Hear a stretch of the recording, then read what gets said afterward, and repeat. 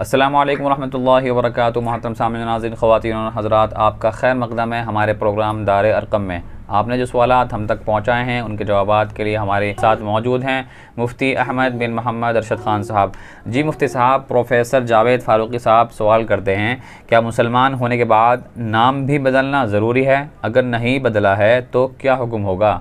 بسم اللہ الرحمن الرحیم، الحمدللہ وحدہ والصلاة والسلام علی من لا نبی بعد، اما بعد۔ حضور اکرم صلی اللہ علیہ وسلم نے اچھے نام رکھنے کی ترغیب دی ہے اور تلقین کی ہے، لہذا اگر کوئی آدمی اسلام قبول کرتا ہے تو اسے چاہیے کہ وہ اپنا پرانا ہندوانہ نام چھوڑ کر اسلامی نام رکھ لے، چونکہ بسا اوقات نام کے بھی شخصیات پر اثرات پڑتے ہیں۔ حضور اکرم صلی اللہ علیہ وسلم جب دیکھتے کہ کسی کا نام ایسا ہے کہ جس کا معنی اچھا نہیں ہے تو اس کا نام بدل دیا کرتے تھے، لیکن اگر اسلام قبول کرنے والے آدمی کو اپنے نام کے بدلوانے میں، اپنے کاغذات اور ڈاکیومنٹس کے نام چینج کروانے میں بہت زیادہ دقت کا سامنا کرنا پڑ رہا ہے اور غیر معمولی پریشانی ہے، تو پھر بہتر ہے کہ کم از کم آپس میں نام پکارنے میں تو اسلامی نام ہی لیا جائے، گرچہ کاغذات میں وہی پرانا نام ہو، اور اگر نام وہ ایسا ہو جو بالکل ہی ہندوانہ ہو، جیسا کہ اوم پال ہے، شیا رام ہے، تو یہ ایسے نام ہے جو صرف سننے سے ہی پتہ چلتا ہے کہ یہ ہندوانہ نام ہے، تو پھر زیادہ کوشش کرنی چاہیے کہ نام بدلوا لیں۔ لیکن اگر کوئی آدمی سچے دل سے کلمہ پڑھ لیتا ہے اور مسلمان ہو جاتا ہے، تمام تر عقائد کا اقرار بھی کرتا ہے اور نام اس کا وہی پرانا ہے، تب بھی وہ آدمی مسلمان مانا جائے گا اور وہ جو بھی عبادات کرے گا اس کا ثواب بھی اسے ملے گا۔ لہذا کوشش ہے کہ نام بدلوایا جائے، اور اگر نہ بدلے تو بہرحال وہ آدمی مسلمان کہلائے گا۔ اظہر بھائی کا سوال ہے، ایک شوہر ملازمت وغیرہ کی وجہ سے کتنی مدت تک اپنی بیوی سے الگ رہ سکتا ہے؟ شریعت کی طرف سے کوئی خاص مدت متعین نہیں ہے کہ میاں بیوی اس سے زیادہ مدت اور لمبے عرصے تک آپس میں دور نہیں رہ سکتے ہیں، البتہ اس بات کی ترغیب ہے کہ کم از کم 4 مہینے میں تو ایک بار ملاقات ہو ہی جائے۔ اس کا ثبوت بھی بعض آثار سے ملتا ہے،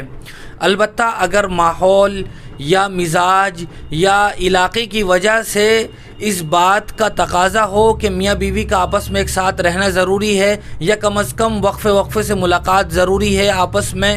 ایک دوسرے کی زیارت ضروری ہے، تو اس کا اہتمام ضرور کرنا چاہیے، چونکہ بہت لمبی مدت تک بسا اوقات فتنے کا یا عزت کے پر حرف آنے کا مسئلہ ہوتا ہے، اس لیے میاں بیوی آپس میں اس بات کو زیادہ سمجھتے ہیں، وہ اپنے تقاضے سے، مزاج سے، ماحول کے لحاظ سے فیصلہ کرنے میں زیادہ اس بات کو مناسب سمجھتے ہیں۔ منی صاحب کا سوال ہے، امام کے پیچھے مقتدی اگر قاعدہ اولیٰ میں تشہد کے بعد درود شریف پڑھ دے تو کیا سجدہ سہو واجب ہوگا؟ اگر ہوگا تو ادائیگی کا کیا طریقہ ہے؟ مذکورہ سوال کا جواب یہ ہے کہ اگر مقتدی امام کے پیچھے نماز پڑھتے ہوئے کسی ایسے چیز کا ارتکاب کر لے کہ جس کی وجہ سے سجدہ سہو واجب ہو جاتا ہے، تو مقتدی کا ایسی چیز کے ارتکاب کر لینے سے کوئی سجدہ سہو واجب نہیں ہوگا، چونکہ وہ ابھی امام کے پیچھے نماز پڑھ رہا ہے، امام کے تابع ہے، مقتدی کی غلطی شمار نہیں ہوگی۔ البتہ بہرحال امام صاحب اگر غلطی کرتے ہیں تو اس کی تلافی پھر تمام مقتدیوں کو کرنی پڑے گی، لہذا اگر مقتدی قاعدہ اولیٰ میں تشہد کے بعد درود شریف بھی پڑھ لے، دعائے معصورہ بھی پڑھ لے، تب بھی کوئی سجدہ سہو واجب نہیں ہوگا۔ ایک صاحب کا سوال ہے، بہت سے لوگ بیماری اور پریشانی میں جان کا صدقہ جان سے نکالتے ہیں، اس کا شرعی حکم کیا ہے؟ جی ہاں، ہمارے معاشرے اور سوسائٹی میں اس بات کا بہت زیادہ رواج ہے کہ جب کوئی آدمی بیمار ہو جاتا ہے یا یہ کہ کسی بڑی مصیبت میں مبتلا ہو جاتا ہے تو جان کے بدلے جان کا صدقہ کرنے کا رواج ہے، جس کا مقصد یہ ہوتا ہے کہ ہم ایک بکرے کو جو کہ جاندار ہے اس کو اللہ کی راہ میں صدقہ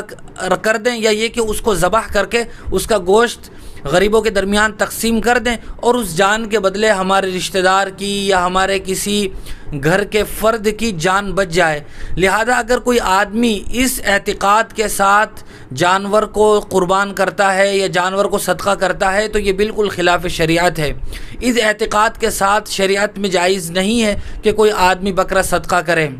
لیکن اگر کوئی آدمی اس نیت کے ساتھ صدقہ کرتا ہے کہ اللہ کے رسول صلی اللہ علیہ وسلم کا ارشاد ہے کہ صدقہ بلاؤں کو ٹالتا ہے، کہ اگر میں اللہ کی راہ میں صدقہ دوں گا تو اس صدقے کی برکت سے میری تکلیف دور ہو جائے گی، یا یہ کہ میں بیمار ہوں میری بیماری ختم ہو جائے گی، اس نیت سے اگر کوئی آدمی صدقہ کرتا ہے تو گنجائش ہے اور ثواب بھی ملے گا، اور اللہ کی ذات سے امید ہے کہ وہ مصیبت اور مرض بھی دور ہو جائے گا۔ لیکن جان کے بدلے جان قربان کرنے کا جو تصور اور جو نظریہ ہے وہ بالکل غلط اور خلاف شریعت ہے، اور بہتر ہے کہ جانور ہی صدقہ کر کے،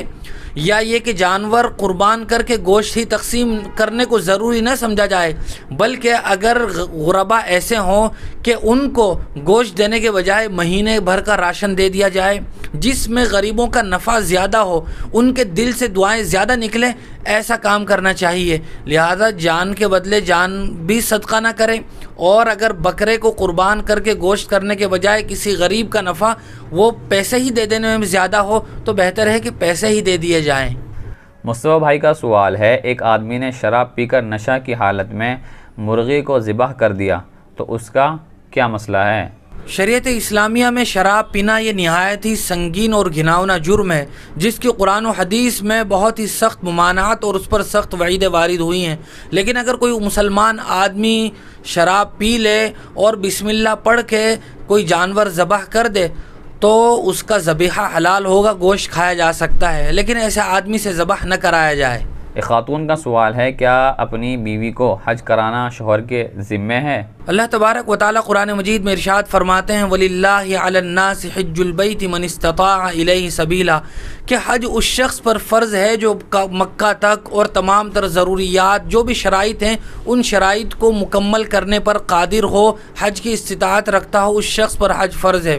اگر بیوی بھی استطاعت رکھتی ہے تو بیوی پر بھی حج فرض ہوگا، لیکن شوہر کے پاس اپنا ذاتی مال ہے تو اس پر حج فرض ہوگا، لیکن بیوی کے پاس اپنا کوئی ذاتی مال نہیں ہے کہ جس کی وجہ سے اس پر حج فرض ہو تو بیوی پر حج فرض نہیں ہوگا، اور شوہر کے ذمے بھی ضروری نہیں ہوگا کہ وہ اپنی بیوی کو حج کرائے۔ لیکن اگر کوئی شوہر اپنی ہی طرف سے اپنی بیوی کو بھی حج کرا دے تو بہرحال اس کو مکمل ثواب ملے گا۔ اور اگر کوئی خاتون ہے اس پر حج بھی فرض ہے، اس کے پاس محرم بھی ہے، چاہے اس کا محرم شوہر ہی ہو یا یہ کہ اس کا بھائی ہو یا یہ کہ بیٹا ہو یا داماد ہو، تو پھر بیوی پر بھی حج فرض ہوگا اور اس کے لیے بھی اپنی حج کی ادائیگی یہ ضروری ہوگی۔ انہی خاتون کا دوسرا سوال ہے، نکاح میں جو مہر طے ہوتا ہے کیا اس میں بعد میں کمی بیشی ہو سکتی ہے یا نہیں؟ جی ہاں، نکاح میں جو مہر طے ہوتا ہے بعد میں میاں بیوی آپسی رضامندی سے اگر اس میں کمی بیشی کرنا چاہیں تو گنجائش ہے۔ مثال کے طور پر کسی آدمی نے اپنی بیوی کا جو مہر طے کیا تھا وہ نکاح کے وقت مہر فاطمی کیا تھا، جو عام طور سے آج کل 95,000 کے قریب پہنچتا ہے۔ بعد میں اسے لگا کہ میں یہ پورا ادا نہیں کر سکتا، تو اگر بیوی کی رضامندی سے اس کو 50,000 کر دے یا یہ کہ 30,000 کر دے، آپس میں رضامندی سے جو بھی طے ہو جائے بیوی کی رضامندی سے اسی مہر کو ادا کرنا پھر ضروری ہوگا۔ یا یہ کہ کوئی شوہر زیادہ کرنا چاہے کہ میں نے 20,000 طے کیا تھا اب میں 50,000 مہر دوں گا تو اس کی بھی اجازت ہے۔ بہت شکریہ مصطفیٰ آپ کا۔ اسی طرح کی مزید شرعی مسائل کی جانکاری کے لیے آپ ہمارے دار ارقم یوٹیوب چینل کو سبسکرائب بھی کریں، لائک بھی کریں اور ہماری ویڈیوز کو شیئر بھی کریں۔ جزاک اللہ۔